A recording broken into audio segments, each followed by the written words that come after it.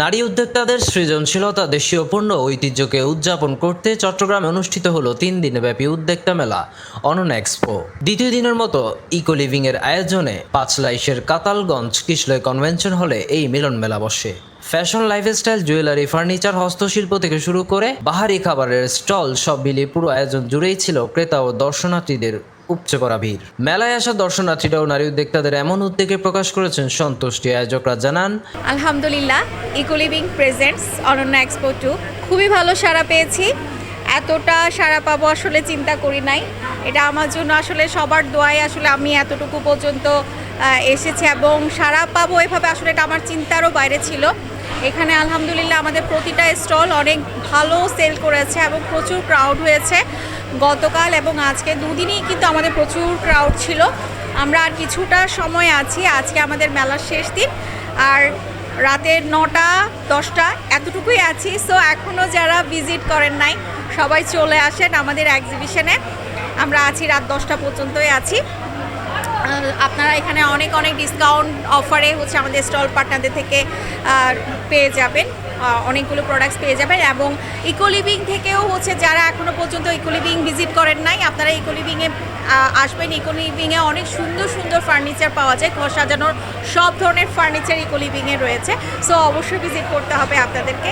আর কিছুক্ষণ আছি, যারা এখনও আসেননি ভিজিট করেন সবাই। ধন্যবাদ। জি, আসসালামু আলাইকুম। আলহামদুলিল্লাহ, আমরা খুব ভালো সাড়া পেয়েছি। গত 3 দিন খুব ভালো সাড়া পেয়েছি এবং আজকে শেষ দিনে এখনও পর্যন্ত যেভাবে সাড়া পাচ্ছি সেই জন্য আমি সকলকে আন্তরিক ধন্যবাদ জানাচ্ছি। আর বিশেষ করে ধন্যবাদ জানাতে চাই ফারজানা ম্যাডামকে এইরকম একটি সুন্দর মেলা আয়োজন করার জন্য। আর ইকো লিভিংয়ের পক্ষ থেকে আমি সকলকে, সংশ্লিষ্ট সকলকে ধন্যবাদ জানাই। বিশেষ করে চট্টগ্রাম টিভিকেও আমি ধন্যবাদ জানাই, আমাদের এখানে ওনারা নিউজ কভার করেছেন। আর সেই সাথে সকল যারা দর্শনার্থী এসছেন সকলকে আমি আন্তরিকভাবে ধন্যবাদ জানাই। আর আমি আশা করব ইনশাল্লাহ ভবিষ্যতে আমরা এরকম মেলা আয়োজন করতে পারবো এবং আপনাদের সারা এভাবে পাবো। ফারজানা আপুকে অনেক ধন্যবাদ এটি আয়োজন করার জন্য। অ্যান্ড অ্যাকচুয়ালি এখানে অনেক এন্টারপ্রেনার্স এসেছেন, তো সবার জন্য একটা ওপেন প্ল্যাটফর্ম তৈরি হয়েছে। তো সেই ক্ষেত্রে ফারজানা আপুকে অনেক ধন্যবাদ এটি আয়োজন করার জন্য। অ্যান্ড এই তো thank you so much Farzana আপু ফর অ্যারেঞ্জিং দিস থিং। আসলে এখানে কাতালগঞ্জ মেলাটাতে এসে ভালো লাগছে, প্লাস এখানে এত সুন্দর যে একটা ফার্নিচারের মানে করছে ওরা, মানে খুবই ভালো লাগছে। আমার তো খুব মানে ইউনিক লাগতেছে বিষয়টা। আর ভাবতেছি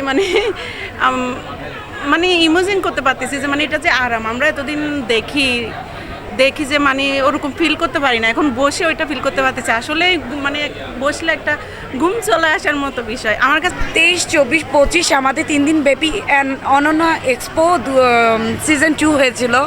আলহামদুলিল্লাহ আমরা বেশ ভালো একটা ফেয়ার করেছি। আজকে আমাদের লাস্ট ডে বলে আরও অনেক বেশি ধামাকাও হয়েছে, সামনে ইনশাল্লাহ আরও ভালো কিছু হবে।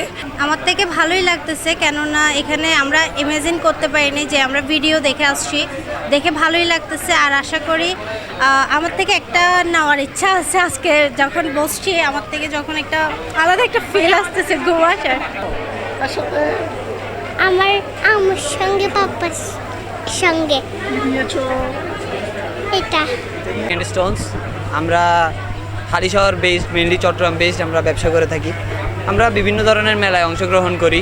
আজকের এই অনন্যা ফেস্ট 2তে আমরা অংশগ্রহণ করেছি।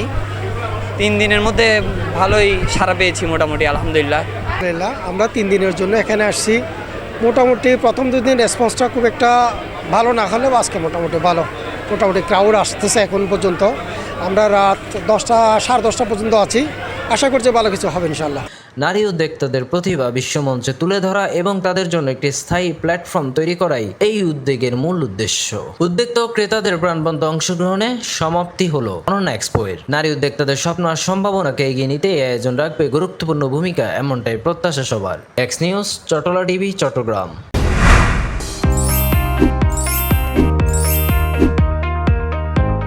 চট্টলা টিভি, ইতিহাস ঐতিহ্যের প্রতিচ্ছবি।